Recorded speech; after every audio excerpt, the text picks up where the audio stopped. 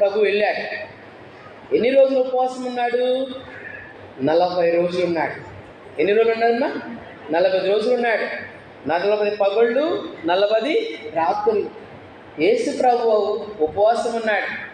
ఆయన దేవుడే కదా, ఆయన రక్షకుడు కదా, ఆయనకు ఉపవాసం అవసరం ఏమున్నది? కానీ ఆయన ఉన్నాడు. ఎందుకు? మనకు మాదిరిగా ఉండటానికి ఆయన ఉపవాసం ఉన్నాడు. అయితే ఒంటరిగా ఉన్నాడు. ప్రభుతో పాటు ఇంకెవరైనా మనుషులు ఉన్నారా? శిష్యులు ఉన్నారు అప్పుడు? లేరు. ప్రభు ఒంటరిగా ఉన్నాడు. అయితే నిజంగా ఒంటరిగా ఉన్నాడా? లేడు.